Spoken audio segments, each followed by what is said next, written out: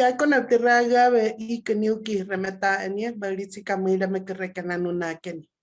Como presidenta del Consejo Nacional para Prevenir la Discriminación, les doy la más cordial bienvenida al ciclo de conversatorios Ser Diferente es mi derecho, un espacio para escuchar, reflexionar y deconstruir las prácticas discriminatorias que generan exclusión. Necesitamos romper los estereotipos de los cuerpos y tallas para ser aceptados en la sociedad. La vida de las personas importa y es su derecho vivir sin discriminación. Por eso, en esta ocasión, quiero agradecer la participación de las activistas gordas Erika Bulé, Ischel Cosío y Georgina Diediu, así como a quienes nos acompañan desde la audiencia en las diferentes plataformas de esta transmisión, reiterando que es un compromiso colectivo prevenir la discriminación. Pampariuzzi, Netirreaga. El día de hoy sobre este conversatorio vamos a iniciar hablando de que ser diferente es mi derecho. Como ustedes saben, la gordofobia o el gordo-odio es un sistema de opresión que se da de manera estructural, que violenta a las personas gordas por el simple hecho de serlo, debido a sus corporalidades, y al no marcar estas desigualdades, se presentan una serie de prácticas de desventaja inmerecida, como son las burlas, la marginación, el rechazo, los prejuicios, estigmas, estereotipos, o, en este caso, diversas implicaciones que obstaculizan o vulneran los derechos humanos de las personas bajo el pretexto de la gordura, la cual deriva en una situación de discriminación e impacto real en las vidas humanas. En este caso, es importante hablar de la gordofobia y del gordo-odio por las situaciones de discriminación que derivan de la misma y que implican una enorme cantidad de diferenciación, de vulneración de derechos humanos y de experiencias totalmente violentas que atraviesan las vidas de las personas gordas durante las distintas etapas de vida, es decir, desde las niñeces, en el entorno familiar, en las escuelas, durante la adolescencia y las juventudes, durante distintos procesos de vida que dificultan, por ejemplo, el conseguir trabajo o en generar, pues, problemáticas en la movilidad, porque hay que tomar en cuenta que el diseño de los inmobiliarios no contemplan las diversidades corporales. Encontramos sillas mal elaboradas, que son estrechas, baños y puertas angostos, transportes públicos con lugares muy reducidos, en espacios de salud, tomógrafos, que en este caso solamente pueden ocupar las personas delgadas, consultas médicas en donde las personas que acuden tienen que hacer uso de camillas muy reducidas o que son espacios insuficientes en cuanto a la corporalidad. Y podríamos definir o describir una serie de situaciones, ámbitos que vamos a ir desarrollando en este conversatorio. El día de hoy, por supuesto, le doy la más cordial bienvenida a dos expertas, a dos doctoras que han estado trabajando durante muchos años estas temáticas en sus distintos contextos y profesionalizaciones. Le doy la más cordial bienvenida a Erika Bule Hernández. Ella es activista gorda y performista de formación académica, doctora en artes y diseños de la UNAM en áreas de artes visuales, miembro del Sistema Nacional de Coordinadores de Arte 2021, directora de los proyectos de la Proyecta Cuerpa Lab, docente de la Facultad de Artes y Diseño de la UNAM y cuenta con una trayectoria muy importante en temas de investigación en performance y arte del cuerpo. También pues se encuentra con nosotros la candidata a doctora en estudios críticos de género por parte de la Universidad Iberoamericana, Ixchel Cosío Barroso. Ella es diplomada en estudios del cuerpo y las corporalidades por el Cuerpo Descifrado AC, maestra en antropología y desarrollo por la Universidad de Chile y licenciada en antropología social por parte de la Escuela Nacional de Antropología e Historia. Actualmente es profesora e investigadora en distintas universidades públicas y ha sido consultora en diversas instituciones, tanto gubernamentales como de la sociedad civil. a nivel nacional y a nivel internacional. Nuestras ponentes tienen experiencia sobre este tema que nos confiere en este conversatorio. Bienvenidas, muchas gracias por estar aquí. Bueno, vamos a empezar en este momento con esta primera pregunta. ¿Por qué tomaste la decisión de combatir el gordo-odio y la gordofobia y qué tipo de violencias o prácticas de discriminación viven las personas gordas? Adelante, Erika. Gracias, Gina. Bueno, fíjate que pensando en estos términos de gordo-odio y gordofobia, yo no uso el término gordofobia, sino el término gordo-odio. A mí me parece que hablar de gordofobia es justamente suavizar un poco lo que es el término, porque cuando nosotros le ponemos la palabra fobia a gordo, lo que hacemos es dar una disculpa al gordodiante, es decir, le decimos que también está enfermo, le decimos que tiene un miedo irracional a la gordura. Y la verdad es que es muy claro que son gordodiantes. Lo que pasa es que con plena conciencia, estas personas nos odian. O sea, saben muy bien que nos están violentando, saben muy bien que nos están agrediendo, saben muy bien lo que están planteando. Y entonces ponerle fobia para mí resulta como una disculpa, como un suavizar el término. Y sí entiendo el uso y la popularidad del término y cómo de alguna manera se ha abrazado y sí es importante no soltarlo porque mucha de la comunidad se refiere a gordofobia y lo entiende de inmediato, más que cuando se habla de gordo-odio. Sin embargo, yo sí lo evito y lo voy a evitar durante toda la conversación, porque yo sí quiero siempre reafirmar que son odiantes, ¿no? Y bueno, yo como artista visual finalmente llevo como muchos años trabajando, pero también pensando en cómo las artes realmente han influido y nos han impuesto estos cánones hegemónicos de belleza. Entonces tenemos las artes visuales como los principales gordodiantes y bueno, las artes visuales tenemos el caso muy claro del hombre perfecto, no la mujer perfecta, pero sí el hombre perfecto, con las medidas perfectas, con la estatura perfecta, como es el caso del hombre de Vitruvio de Leonardo. No, ahí vamos a tener ese claro ejemplo.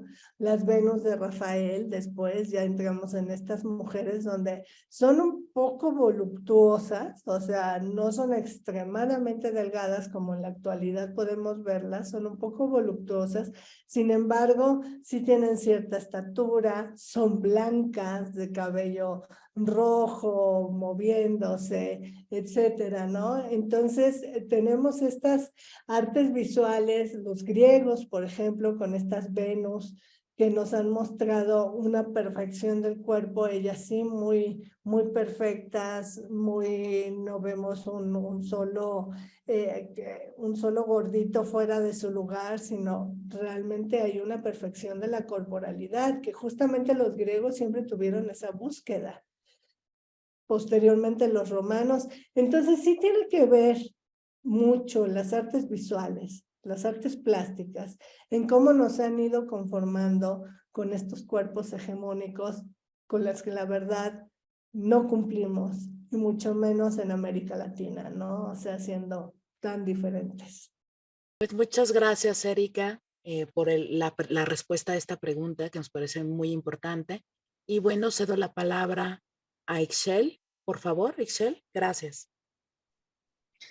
Gracias, Gina, gracias, Erika, y gracias a CONAPRED también por la invitación, ¿no? A todas las autoridades, y coincido con el sentir de Erika en relación a la importancia de posicionar esto desde el CONAPRED, aunque ya ha habido algunas otras iniciativas también a nivel institucional, ¿no? De organizaciones que también están por la prevención y la erradicación de la discriminación.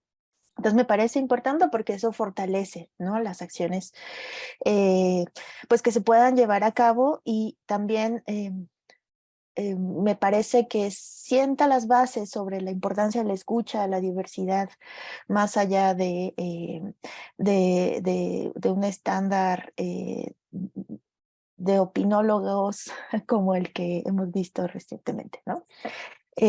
Creo que es importante también que participemos las personas que nos identificamos como personas gordas, porque como bien ya lo mencionó Erika, pues no es algo nuevo, es algo que ha tomado fuerza quizá de unos, no sé, 8, 10 años, cuando mucho, en términos de discutir qué es esto de entender la gordura, ¿no? Porque habría que entender o no ese término.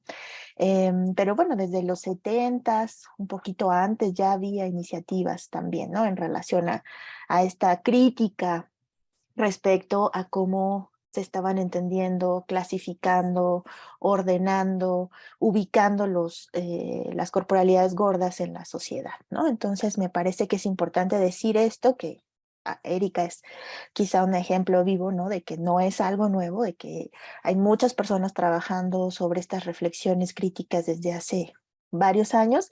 Y bueno, en México también, ¿no? Erika, por supuesto, siempre será una referente súper importante.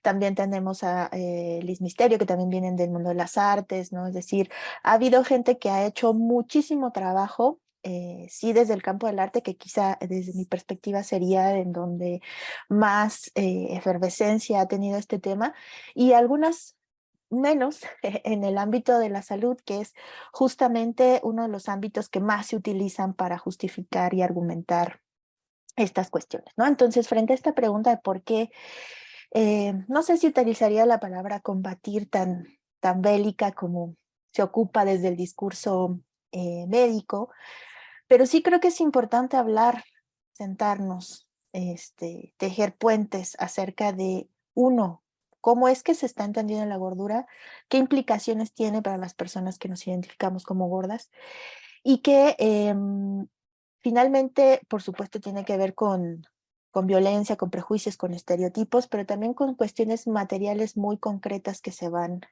acumulando y van restringiendo pues calidad de vida, ya decía muy acertadamente también Erika, muchos miedos, cuestiones que nos impiden quizá irnos viviendo de una manera mejor y más descansada, ¿no? Entonces, una respuesta de por qué combatir, porque en mi caso, la gordofobia me generaba mucha ansiedad, y lo que he experimentado a partir de la oportunidad de compartir distintos espacios con mis compañeras, compañeros, es algo que llamo un descanso crítico, ¿no? Es decir, cómo descansamos de las normas sociales, como las que tienen que ver con la forma, densidad, composición que debe tener nuestro cuerpo, ¿no? Entonces, aquí quisiera agregar que no solo es una cuestión de peso, es una cuestión de todo, de cómo concebimos el propio cuerpo y las posibilidades de existencia, ¿no?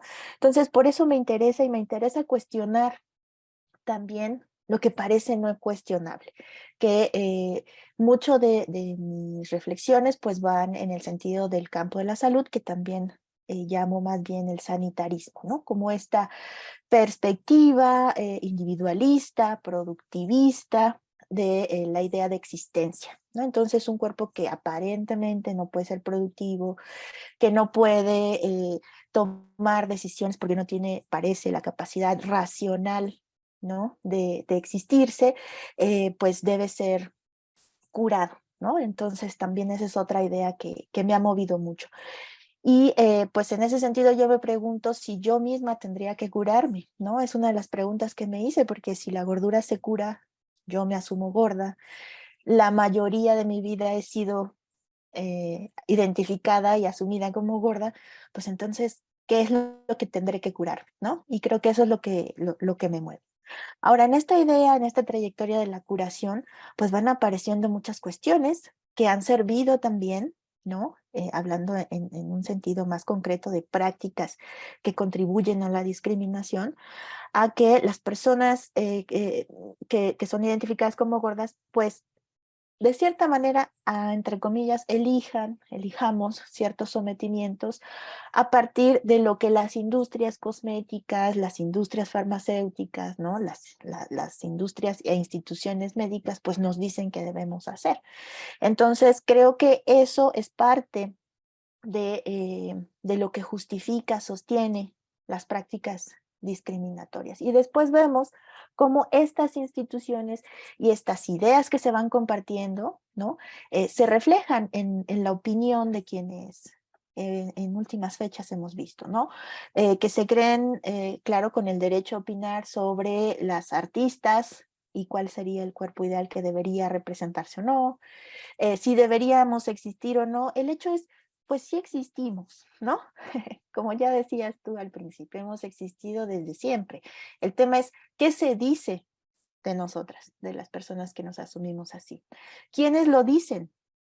¿Por qué se está diciendo? ¿Cuáles son los efectos? Entonces, esas serían, yo creo que mis motivaciones principales para hablar de aquí. Y yo, bueno, ocupo el término gordofobia más en un sentido de redireccionar, de discutir, de preguntarme sobre estas cuestiones estructurales que a final de cuentas nos hablan de una violencia sostenida, ¿no? Esa violencia puede estar dada en el aspecto emocional, en el aspecto material, en el aspecto subjetivo, ¿no? Es decir, en un espectro de posibilidades. Y me he enfocado mucho al tema de salud, como ya decía, por lo mismo, porque ahora ya no se discute quizá tanto la idea de belleza, que claro que está ahí, sutil, ¿no? Y cuando digo sutil, es que a veces sí también es descarado, pero ahora la lógica es sobre, es por tu salud, es por tu bienestar, es porque tú quizá todavía no terminas de entender los beneficios que vas a tener, ¿no? Entonces, por eso me gusta mucho seguir con la narrativa y criticar mucho la narrativa sanitarista, porque es lo que la gente primero ocupa en sus descalificaciones y argumentos de por qué no deberían existir las personas gordas, ¿no? Y que al final también nos hace preguntarnos, ok, ¿por qué tendría que ser productiva? ¿Por qué tendría que mantener cierto cuerpo? ¿Por qué tendría que, ¿no? Hacerlo como me dicen. Y en el fondo es la crítica a este ordenamiento social.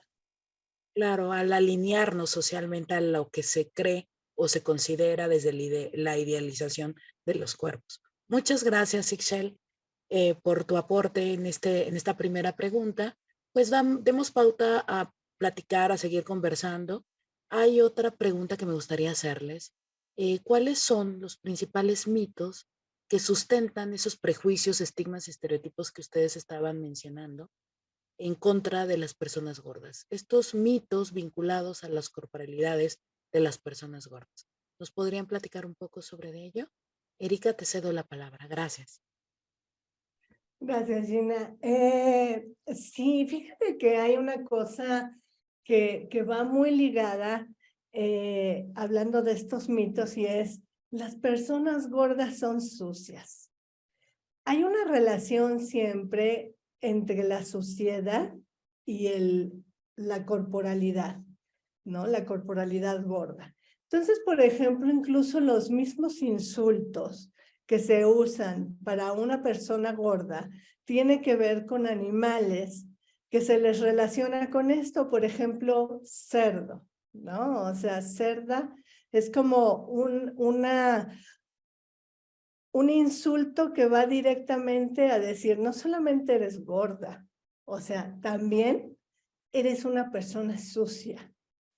Yo recuerdo mucho que en casa de pronto mi abuela, pues muy educada a la antigua, vamos, estamos hablando de tiempos pues viejos, y entonces ella decía, es que a mí me da un poco la impresión de que alguna tía que teníamos que era muy gorda, por decir de alguna forma, decía, a mí me da la impresión de que huele mal, porque de seguro cuando va a hacer pipí no se alcanza a limpiar bien.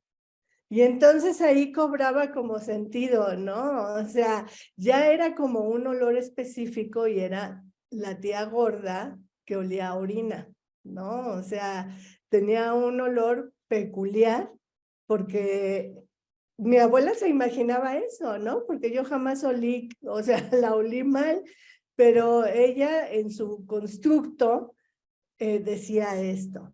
La otra es, por ejemplo, que he escuchado y es, las personas gordas deberían de pagar doble pasaje porque pues no caben en los asientos y ocupan mi asiento. Entonces, pues que paguen doble pasaje porque pues vayan a sus anchas, ¿no? O sea, nos quitan, nos restan espacio.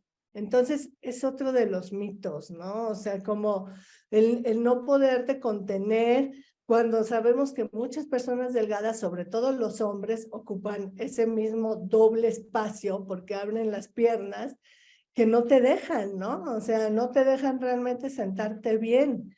Entonces, ese es como otro de los mitos, ¿no? Y por supuesto, la cuestión de la salud y el sanitarismo es impresionante, ¿no? Es todos los días, y lo vivimos en la pandemia, estuvimos escuchando, si te da COVID, vas a morir.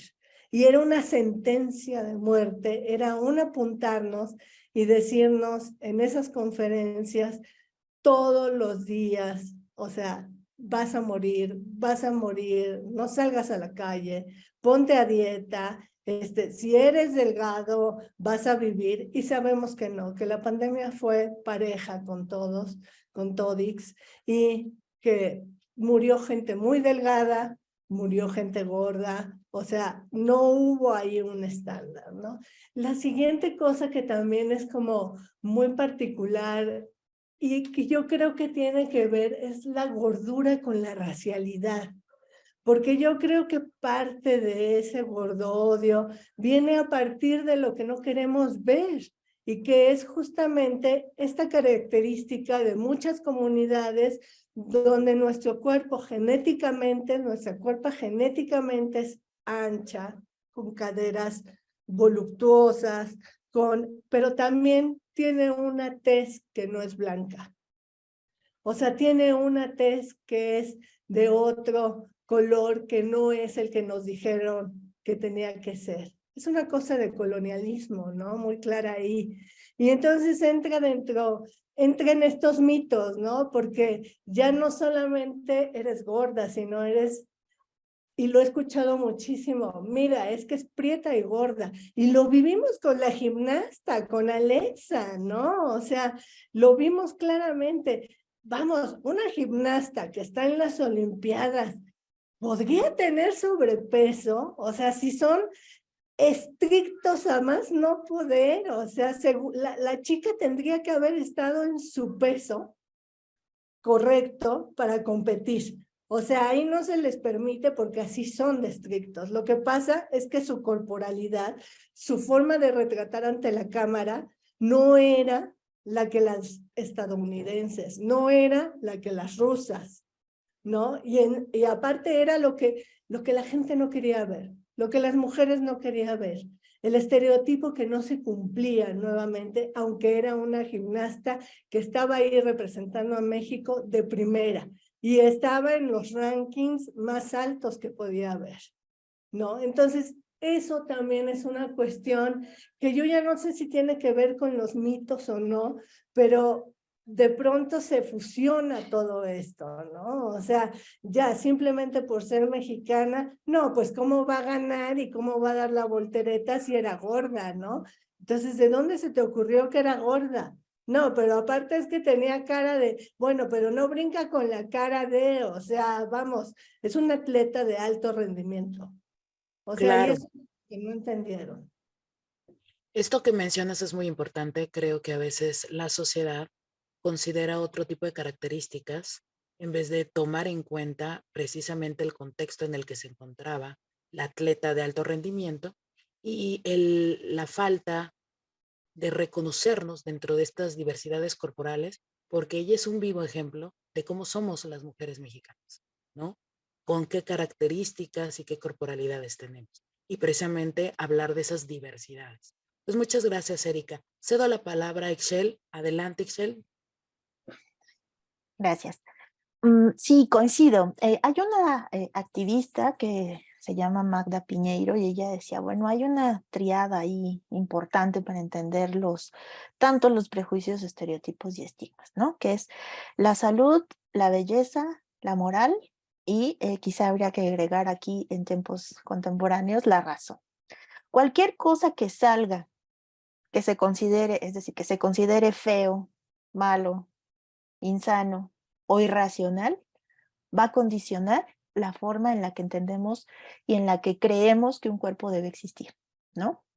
Ahora, si consideramos que pues la gordura se considera algo feo, algo malo, porque en algunos tiempos incluso era, ha estado asociada, ¿no? Como a esto de la avaricia, la riqueza inconmensurable, y que todavía lo seguimos viendo en las caricaturas, por ejemplo, ¿no? En las caricaturas políticas en términos de egoísmo, etcétera. Y además a gente que no entiende, porque además también se atribuye esa idea como que la gente gorda no entiende, ¿no? Sigue gorda. Entonces parece ser que no tenemos un razonamiento, además efectivo, entre comillas, respecto a lo que tenga que ver con ordenar nuestras vidas, ¿no? Todo eso, es decir, todo lo que salga y sea asociado a esta triada o esta sinécdoque ya, ¿no? Que puede ser explicado en serie, una en función de la otra, va a generar estereotipos como los que ya nos comentaba Erika, ¿no? Una idea de cuerpo que ni siquiera sabemos en términos, me refiero como públicos, ¿no? ¿Cuáles son los criterios que deben cumplir las atletas, ¿no? Para, como dice Erika, salir. Las artistas, a propósito de la portada, ¿no? De Michelle Rodríguez. Es decir, ¿qué es lo que nos haría merecedores o no en nuestros propios campos de desempeño? Sin embargo, ¿cómo socialmente está sostenida esta idea de que si algo es feo, malo, insano e irracional y está descrito por una institución tan fuerte como la institución médica, es imposible que digamos que eso esté mal, ¿no? Es decir, eso nos permite reproducir que pensemos que la gente gorda es floja, sedentaria, pues medio tonta, ¿no? Incluso a veces que se deja engañar por las industrias alimentarias, ¿no? Que se focalice incluso en las personas y no la crítica en las grandes industrias, que eso ha pasado también a propósito de una caricatura, ¿no? Sobre que se llamó ¿Qué te estás tragando? Bueno, de entrada es, ok, si la crítica es hacia las industrias, pues hay que fijar la crítica hacia las industrias y su forma de producción en este marco de economía neoliberal, ¿no? No necesariamente en las personas, cuando no sabemos tampoco cuáles son las trayectorias, las historias o las genealogías de esas corporalidades, ¿no? Quizá habrá quien sí, en efecto, nace de esta manera, ¿no? Nace gorda o gordo, gorde. Pero habrá otras que no, que en el transcurso de la vida hemos tenido distintos cambios y quizá no vamos a volver a una forma considerada normal, entre comillas, y desde una idea médica, ¿no? Pero pues podemos seguir viviéndonos de una manera en la que nos sintamos a gusto. Y esto es también, por supuesto, muy criticable, esto de sentirse a gusto, porque es imposible sentirse a veces a gusto cuando toda la crítica está al centro, ¿no? Es decir, cuando es imposible que te consideren bella, ¿no? Que también no es una obligación, por cierto, que te consideren sana, cuando tampoco es una obligación, ¿no? Que te consideren buena. Y esta tríada es importante porque lo bello se considera en automático bello, y lo bello sano, y lo sano racional. Entonces, nos mete en un circuito que es muy tramposo, ¿no? En el que, claro, pues yo me siento sana, pero no, porque no estás bonita. No, porque realmente no estás consumiendo de la manera en la que te están diciendo que, que debes consumir algo, ¿no? Entonces, en fin, o sea, creo que en cuanto a estigmas, es decir, ideas prefijadas, pues hay muchas. Que somos una carga también para el Estado. Eso nos lleva también al ámbito de la discusión de casi que somos una vergüenza nacional, ¿no? Por ocupar desde este término biomédico, ¿no? Obesidad, los primeros lugares en el mundo. ese también es un estereotipo, ¿no? La obesidad como tal, pues es un estereotipo, es un estigma que nombra, que clasifica, que ordena a las personas gordas en la contemporaneidad. Y que por lo mismo es muy difícil salir de ese discurso, ¿no? Ha sido muy, muy astuto, ¿no? Porque ¿quién quiere no vivirse desde este ideal de éxito, de confianza, de poder hacer todo, de que viva una vida mejor a partir de lo que produce, etcétera? O sea, ¿no? Por eso es muy tramposo y también, claro, estos prejuicios generan formas muy concretas de decir quién sí entra, quién no entra y por qué, ¿no? A distintos espacios e instituciones.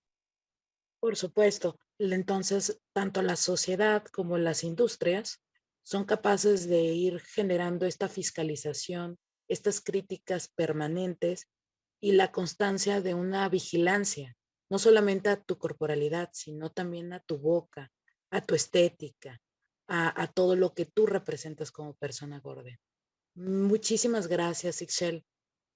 Bueno, pues en esta, dando un poquito de énfasis en el tema de la gordofobia y del gordo, considero pertinente que la siguiente pregunta va a ser muy interesante porque es importante hablar de los impactos, es decir, de los alcances reales que pueda tener este tipo de sistemas de opresión en las vidas humanas y en este caso en el ámbito de salud, empleo y accesibilidad. Entonces la pregunta es, ¿cuál es el impacto de la gordofobia en las vidas humanas y el alcance en estos sectores en específico? Salud, empleo y accesibilidad o movilidad en el territorio. Muchas gracias.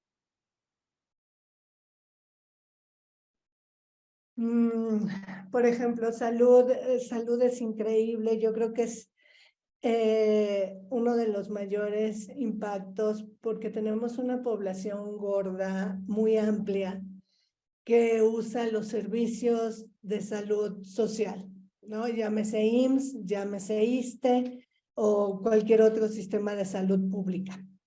Entonces, por ejemplo, yo uso estos sistemas de salud pública. En particular uso el IMSS y lo primero que me topo es que el manómetro con el que me van a medir la presión, pues no me queda. O sea, es un manómetro que no le queda a mi brazo.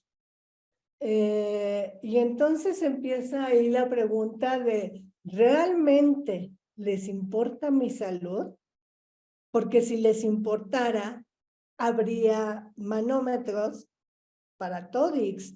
Y entonces sabríamos realmente si estamos con la presión correcta o estamos con la presión incorrecta. La segunda es, este doctor que me toma la presión, que de pronto a veces puede variar porque no es el mismo consultorio, por lo que sea, la última vez me dice, es que usted para mí es un problema. El médico diciéndole a la paciente, ¿no? Entonces de pronto es como, bueno, ya no solamente no me puede medir la presión, sino que yo soy un problema para usted. O sea, ya pasamos a otro nivel, ¿no? Es que seguramente está deprimida. No, bueno, pues cómo no voy a estar deprimida si me está diciendo que soy un problema para usted. O sea, lo primero que hago es, pues sí, deprimirme cuando entré al consultorio, ¿no? O sea, pero, pues bueno, entonces hay todo ese sistema de, está enferma, le hago un diagnóstico solamente porque la veo gorda y entonces le digo, usted está enferma. Bueno, ¿y de qué estoy enferma si yo vengo a una revisión y a mi medicina mensual porque soy asmática? Ya ve, es por gorda. No, oiga, es que yo soy asmática porque toda mi vida, o sea, desde niña he sido asmática y entonces, pues me tienen que controlar, o sea, tengo alergias, etcétera. No, pero es por el peso. Usted tiene que bajar de peso y va al nutriólogo. Y pues el nutriólogo nunca está, el nutriólogo de pronto tiene una tabla estandarizada que dice qué debo de comer y qué no, pero no de acuerdo a mi corporalidad, no de acuerdo a mis características, no de acuerdo a mi poder adquisitivo, sino es estándar. O sea, usted debe de comer tal y tal y tal cosa y no me importa si tiene tiempo de cocinarlo, si le alcanza, si no. O sea, entonces ahí las implicaciones realmente médicas de salud son increíbles. O sea, realmente sí lastima, sí lastima. O sea, transgrede totalmente nuestros derechos humanos. O sea, eso ya pasa los límites. La cuestión del empleo. O sea, estoy tocando como ideas rápidas, pero la cuestión del empleo.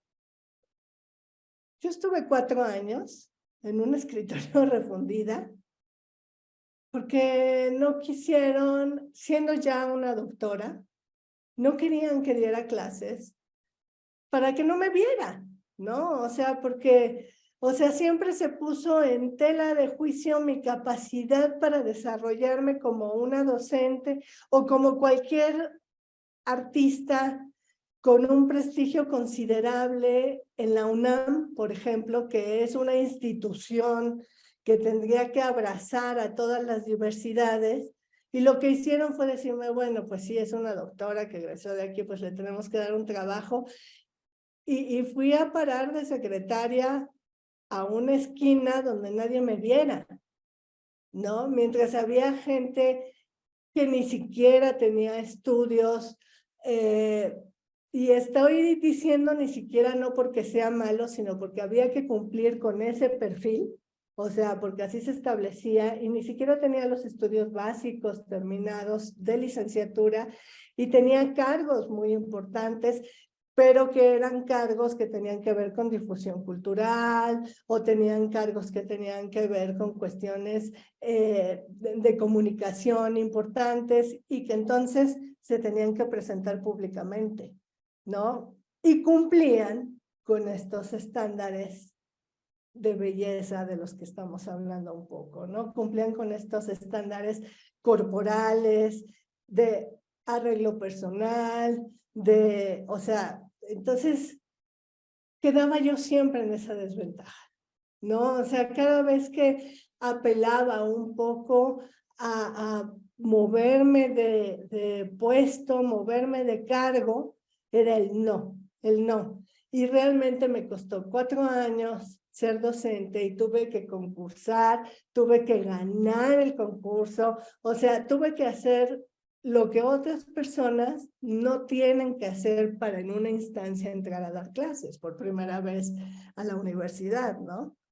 Entonces, sí me costó mucho trabajo. Me ha costado la parte laboral, siempre la cuestión de no tiene buena presentación. Y como buena presentación nos referimos a la corporalidad. Y por último, la cuestión de la movilidad, ¿no? Muchas compañeras gordas tienen problemas de movilidad, efectivamente. Están en sillas de ruedas o usan muletas porque tienen algún tipo de problema, y eso se convierte en un filo especial, ¿no? O sea, porque si no estuviera gorda, podría caminar, y entonces de pronto no se trata de eso. Se trata de que pudiera haber rampas, ¿no? Se trata de que pudiera haber realmente espacios donde transitar de manera correcta. Vas caminando por una banqueta de forma tranquila y de pronto hay un escalón de no sé cuánto porque ya un vecino cubrió su casa y sí obstaculiza, ¿no? Entonces yo me pongo a pensar, o sea, bueno, si yo tengo una movilidad adecuada, aún, porque también conforme va pasando la edad, vamos recordando también eso, ¿no? O sea, vas perdiendo ciertas habilidades y eso es una cuestión natural, eso no es una cuestión de gordura, ¿no? Entonces, pues, ¿qué pasa con las compañeras que están en silla de ruedas? O sea, ¿qué pasa con ellas? ¿A qué accesan y a qué no? O sea, ¿a qué no tienen derecho? O sea, es nuevamente una cuestión de derechos humanos, es entrar a un museo, y un museo como el MUNAL, que es un museo tan importante, no tiene un sistema de accesibilidad. El mismo teatro de la ciudad, este que está en Donceles, que tiene escaleras y escaleras, y cuando llegas al piso de arriba, pero realmente llegas ya muy sofocada, y de plano hay un letrero en la entrada donde dice que no hay accesibilidad para personas que están en otra situación de movilidad. Me parece un punto muy importante lo que mencionas, la falta de calidad en los temas de accesibilidad y la falta de posibilidad que tienen en general las personas, no solamente las personas gordas, sino las personas con discapacidad, y acceder a ciertos espacios con la facilidad que cualquier otra persona tendría acceso al mismo, ¿no? Para hacerlo. Muchas gracias, Erika. Ixchel, te cedo la palabra. Gracias, pues sobre eso yo creo que incluso aunque no se viva con discapacidad, incluso puedes tener un accidente, ¿no? Y momentáneamente, no sé, a mí me pasó, no podía mover la pierna y andaba con muletas, andar con muletas en la calle, ¿no? Es terrible, o sea, no solo porque no hay rampas, como ya se dijo, sino por la mala calidad de las banquetas, em, la falta de respeto de automovilistas, motociclistas, ¿no? O sea, es decir, ahí se van conjuntando varias cuestiones, ¿no? Es decir, las ciudades no están hechas para ser accesibles, creo, ¿no? Eso es quizá algo que podríamos pensar si las ciudades realmente están hechas en general, ¿no? Desde los edificios, las calles, la planeación, para hacerlas accesibles o no. Y puede ser también una cuestión de los medios de transporte, es decir, ahí pensarla. ¿Y cómo ahí, para tejerlo con el tema, si cabemos o no cabemos, ¿no? También en transporte público, bueno, ahí no cabe, pero nadie en tiempos, ¿no? En horas pico, o sea, ni gordo ni flaca ni nada. Ahí te pones realmente a ver que los cuerpos somos flexibles, ¿no? Que tenemos la capacidad de adaptación, etcétera, porque pues no, el sistema y la sobrepoblación de las ciudades a partir de también la centralización que hay para el empleo, etcétera, pues genera ese tipo de dinámicas, ¿no? Más un descuido, obviamente, de lo básico que sería las cuestiones que comentábamos.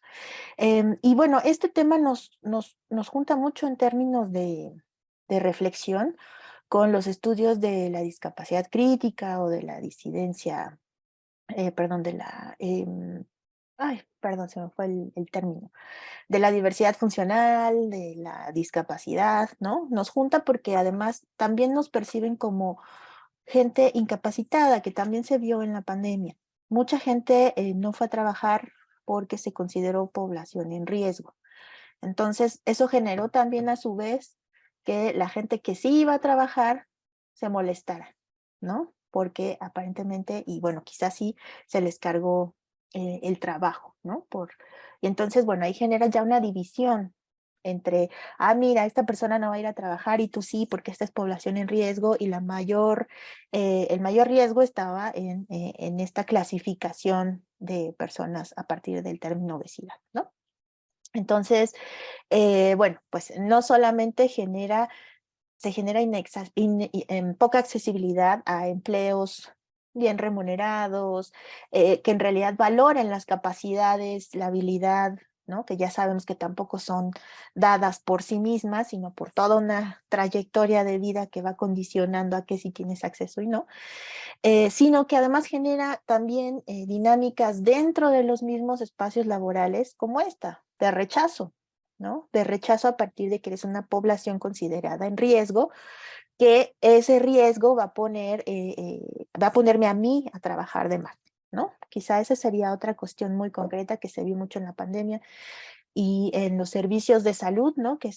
Yo a veces doy un curso a personal de salud y pues esto salió mucho, que la sobrecarga, etcétera, y entonces había que poner mayores esfuerzos en que la gente no fuera gorda, ¿no? O en que bajara de peso. Ya coincido con Erika en términos de esto de clasificar la buena presencia, ¿no? Que una de las cuestiones es la gordura, que en efecto está asociado a la idea de los olores, ¿no? De la suciedad, de que no somos higiénicos, etcétera. Entonces, pues no vas a querer dar una presencia de suciedad, ¿no? Sobre todo en cuestiones que tengan que ver con presentarte públicamente. Entonces, creo que esto es importante porque muchos de los empleos, pues, en efecto, requieren de un contacto con las personas, ¿no?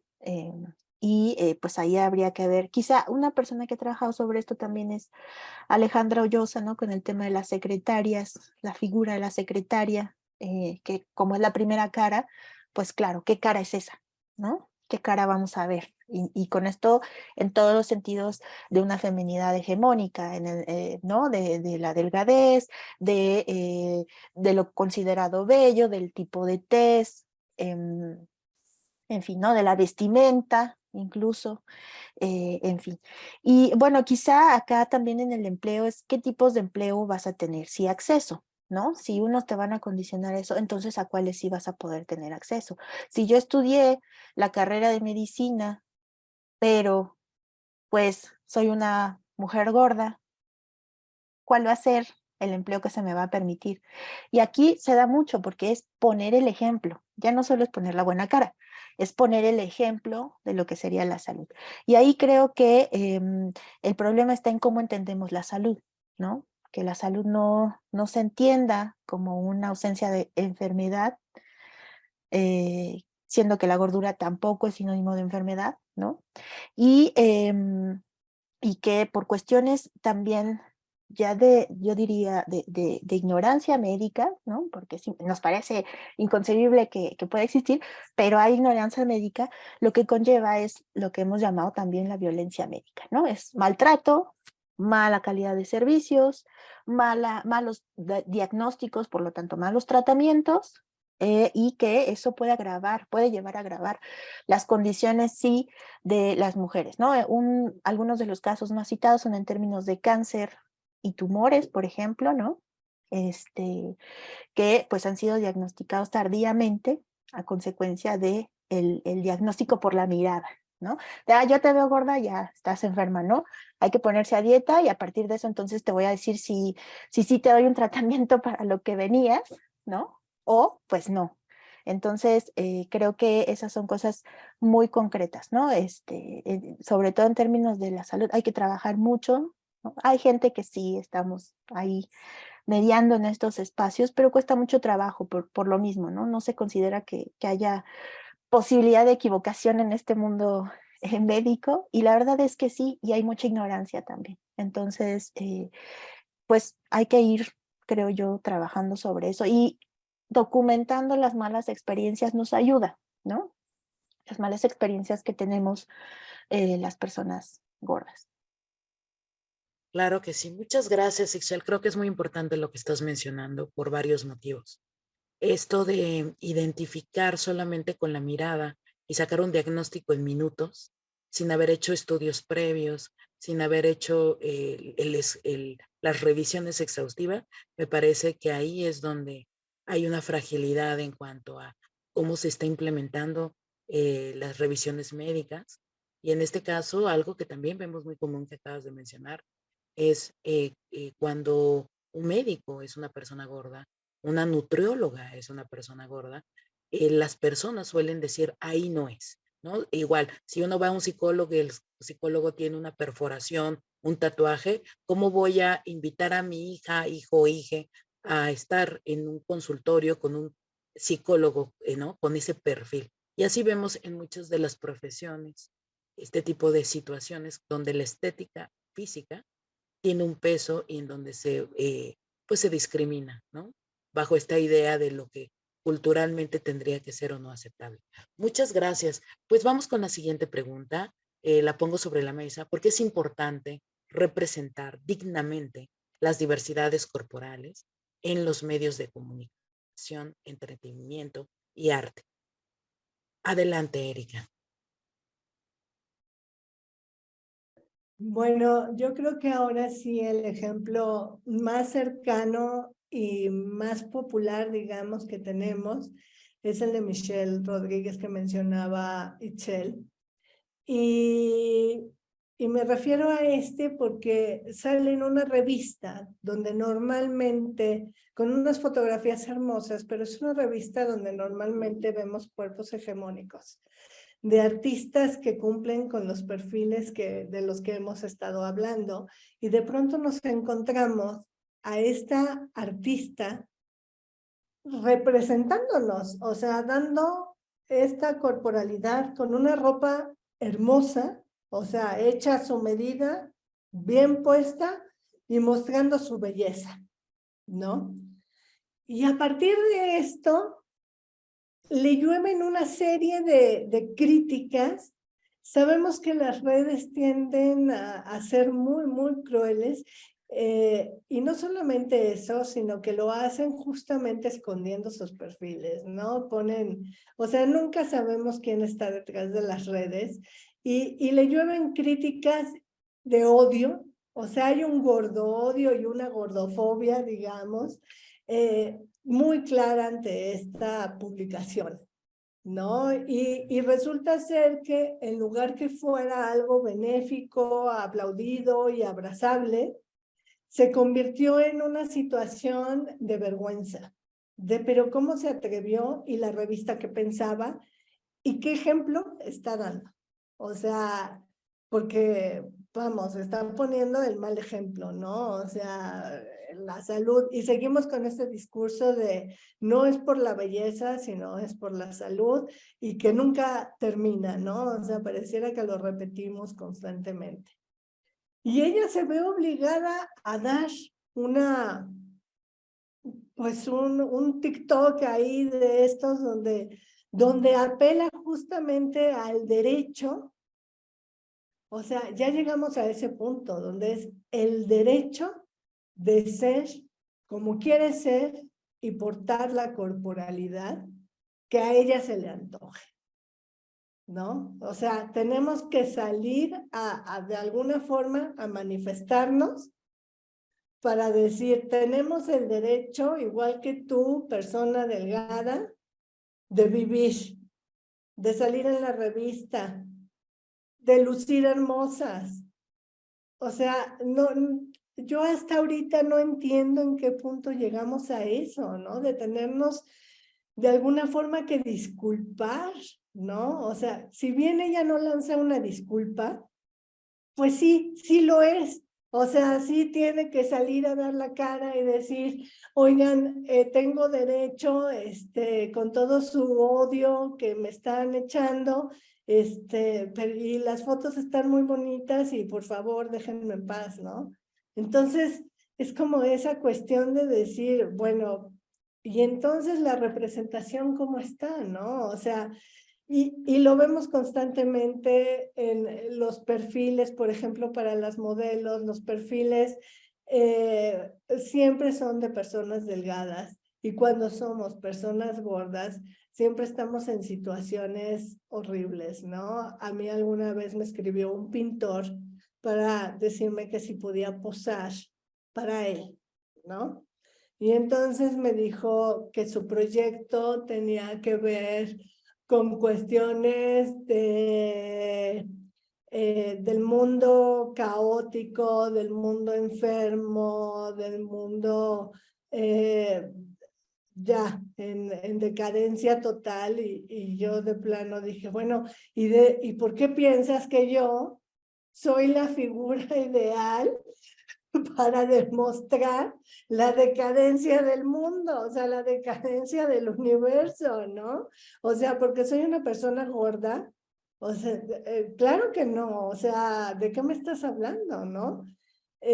Posteriormente vi las pinturas que hizo sobre este tema con alguna chica gorda, y entonces efectivamente era la chica como atragantándose de comida, y entonces esta representación de la persona gorda siempre se atraganta, siempre cae en los excesos, siempre no se mueve, es sedentaria, está en un sillón, como las mujeres gordas que pintó Lucian Freud, por ejemplo, también ahí las tenemos. O sea, sí, es un gran pintor, pero finalmente las corporalidades gordas están tiradas en un sillón comiendo.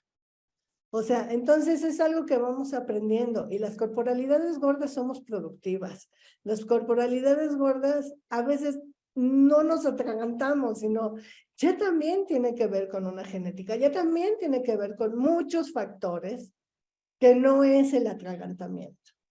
No es que estemos comiendo papas todo el día en un sillón viendo la televisión con un control, porque ni siquiera somos capaces de pararnos como a seleccionar algún menú de la televisión, ¿no?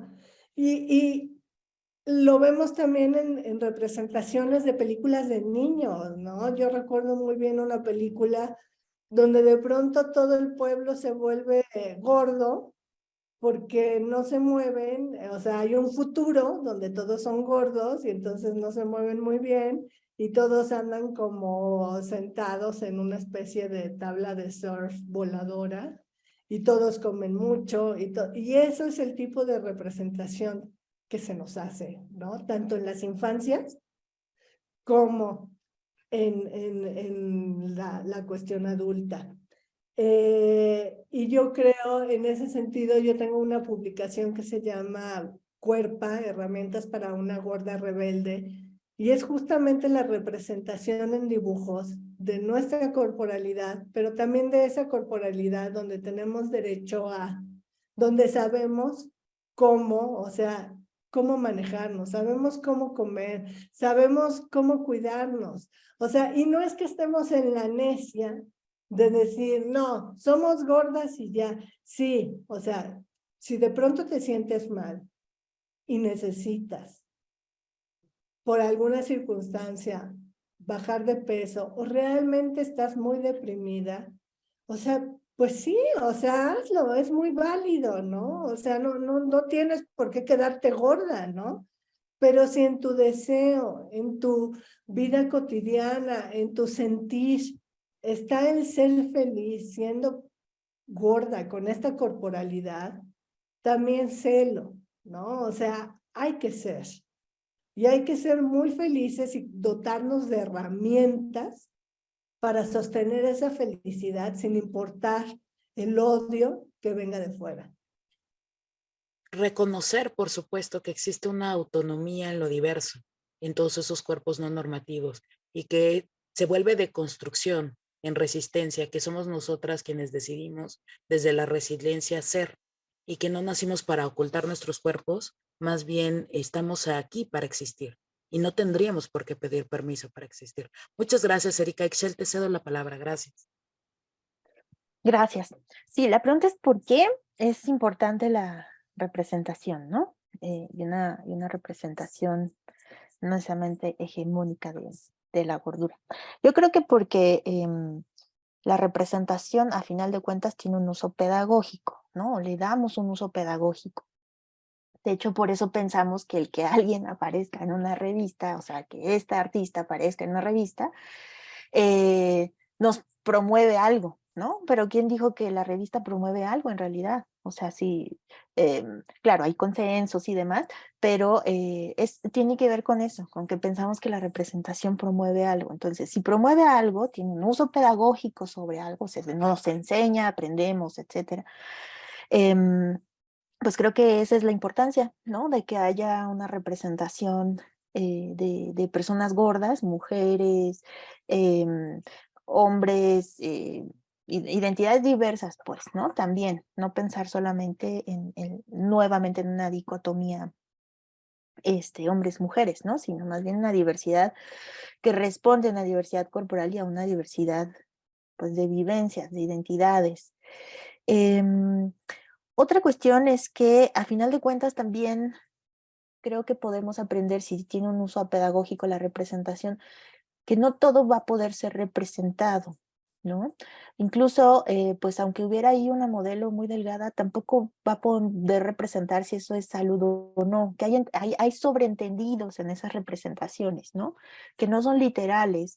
Y hace rato se me pasó a decir, pero también una cuestión que conlleva el tema de los impactos de la gordofobia es en temas de, no me gusta mucho la palabra, pero bueno, así la conocen, trastornos de alimentación, ¿no?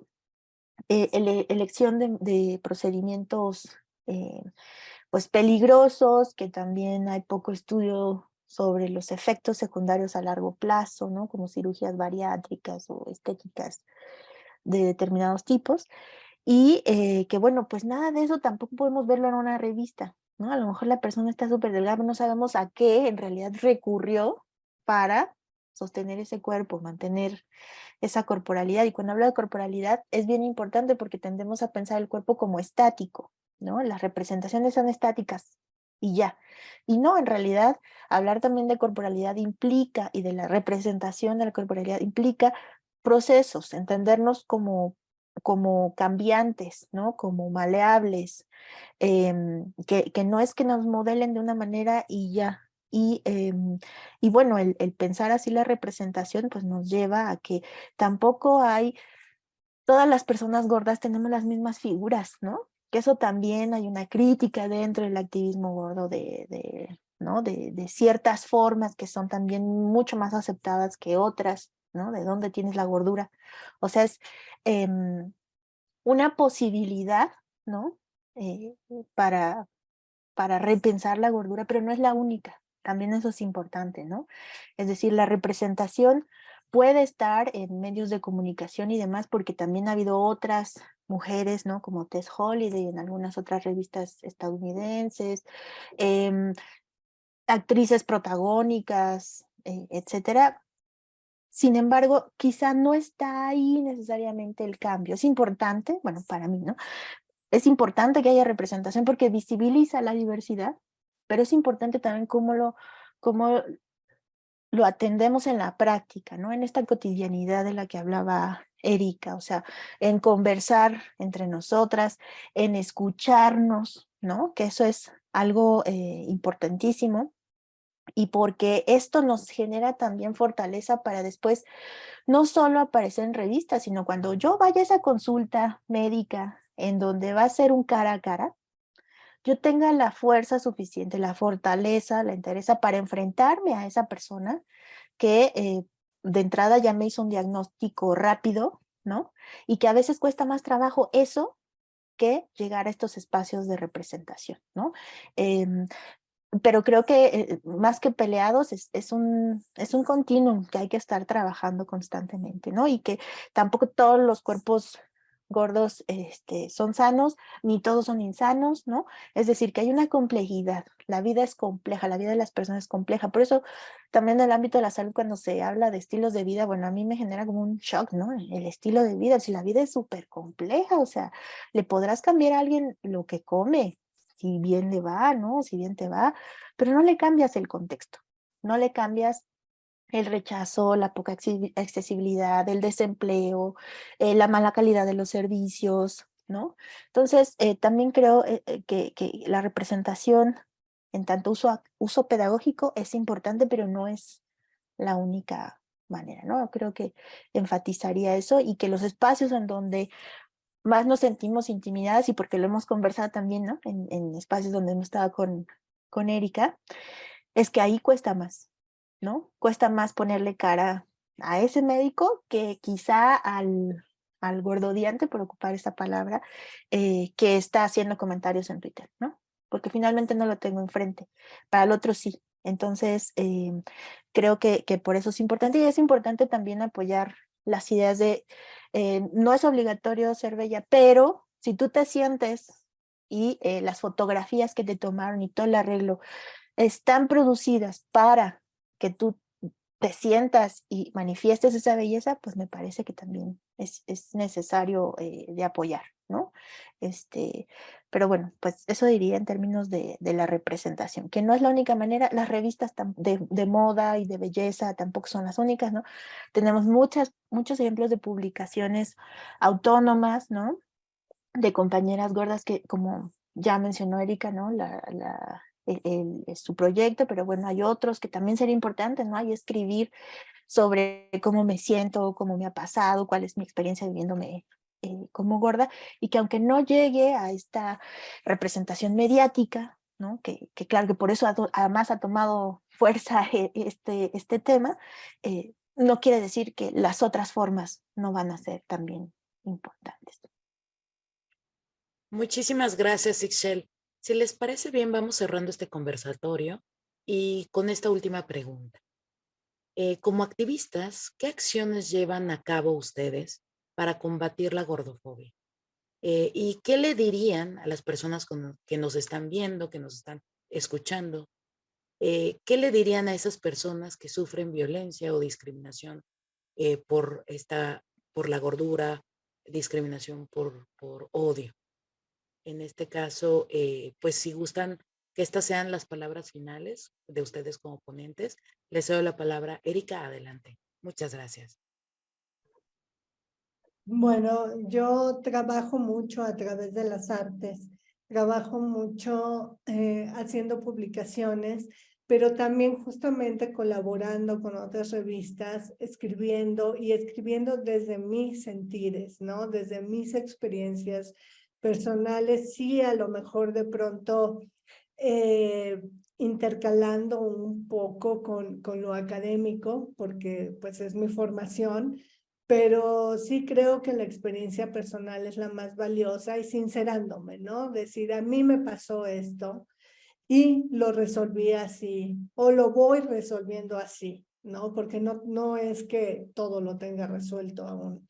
O sea, todavía me falta mucho camino, todavía hay eso que yo le llamo la autotraición y es cuando te volteas en el espejo y dices, no puede ser, porque y tienes un mal día, ¿no? O sea, también me pasa eso y es muy válido y creo que está bien, o sea, está bien que suceda, ¿no? Es parte de nuestro cotidiano.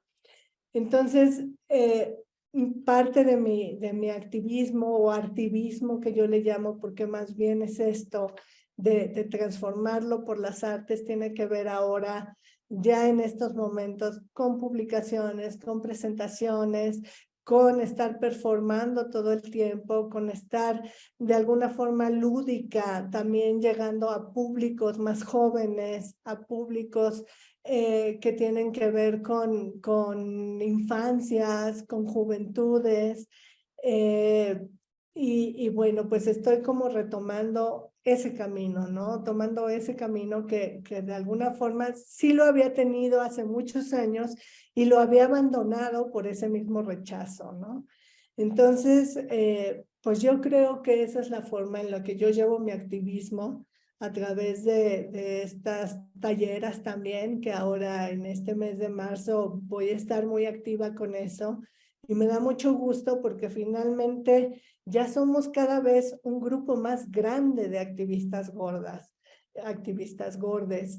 haciendo cosas, ¿no? Y yo sí creo que la unión hace la fuerza y que las alianzas también con otros activismos son súper importantes, porque no caminamos solas, ¿no? No caminamos solas, sino que la gordura cruza con muchas otras diversidades de las que nos tenemos que acompañar, porque si no nos quedamos como voces aisladas.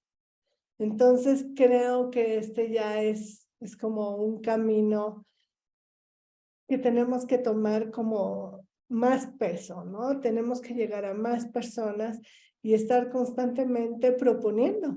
O sea, proponiendo, yo tengo este taller, yo tengo este texto, yo quiero participar en este conversatorio o armar nuestras propias conversatorias. O sea, eso es muy importante, ¿no? La autogestión también de esto para hacernos escuchar y para que la gente sepa qué está pasando y entre todas lleguemos a consensos que son pues importantes.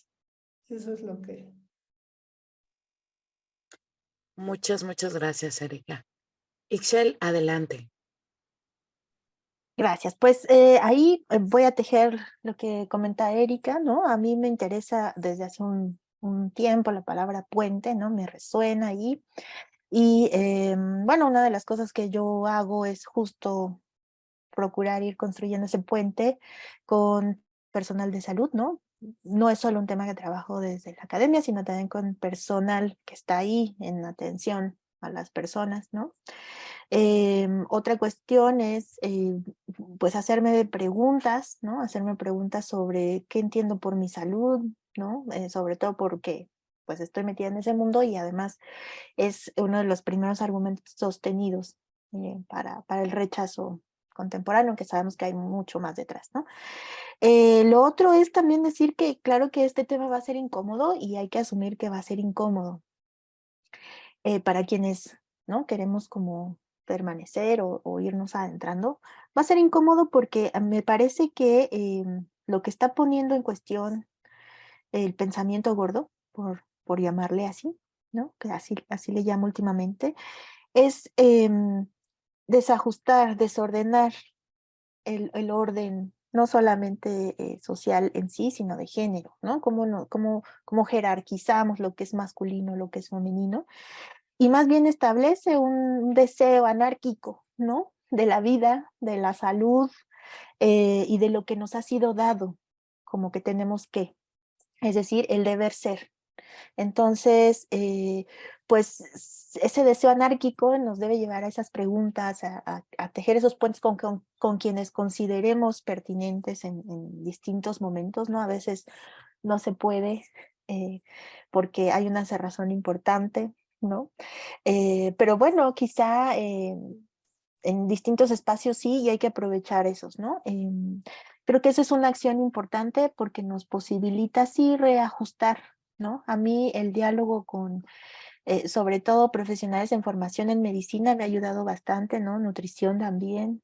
Y es incómodo, pues, ¿no? Es bien incómodo tanto para esas personas como para mí, pero bueno, pues ahí creo que he podido tener un poco de esperanza en relación a esto, ¿no? Por lo menos en este campo lograr quizá a mediano o largo plazo un cambio, saber que los cambios no van a ser inmediatos, pero que pues también tenemos, o como diría Nico Cuello, ¿no? Podemos hablar, los gordos podemos hablar, y de quienes han hablado por nosotros, pues es importante que por lo menos tengan una disposición de escucha, ¿no? Porque cuando muchas personas ya están hablando algo, están incómodas con algo, pues creo que de la parte que domina, lo único que podría quedarle institucionalmente, por lo menos, es escuchar, ¿no? Y digo institucionalmente como institución de salud, institución de derechos humanos, ¿no? O sea, distintas instituciones en ese sentido, familia, etcétera.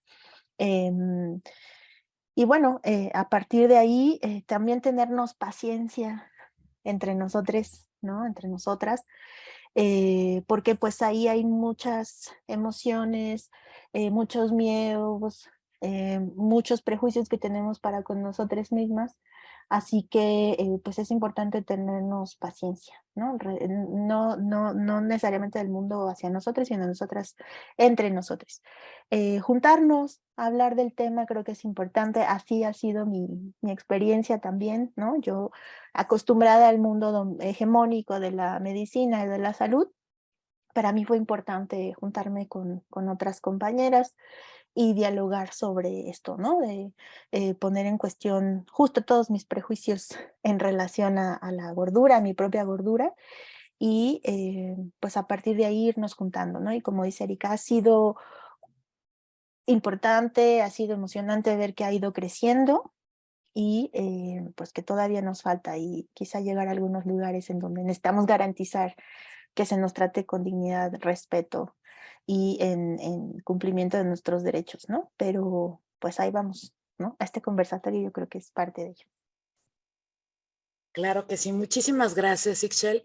Bueno, pues les agradezco a las dos por esta oportunidad de escucha, de diálogo, de conversación.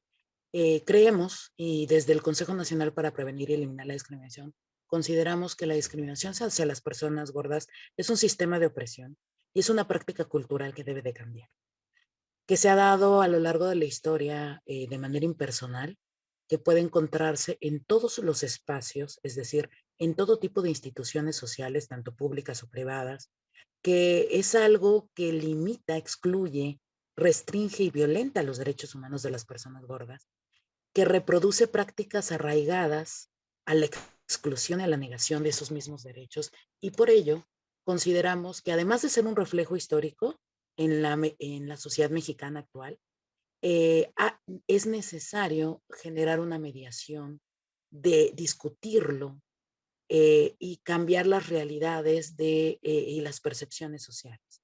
Es decir, que se tiene que cambiar desde el uso del lenguaje y las expresiones de odio dirigidas hacia las personas gordas, dejar de etiquetarlas como seres malos desde esta visión negativa, exigir la representación y la visibilidad en espacios públicos, y que en este caso mermen los abusos y las asimetrías de poder vinculadas a este sistema normativo.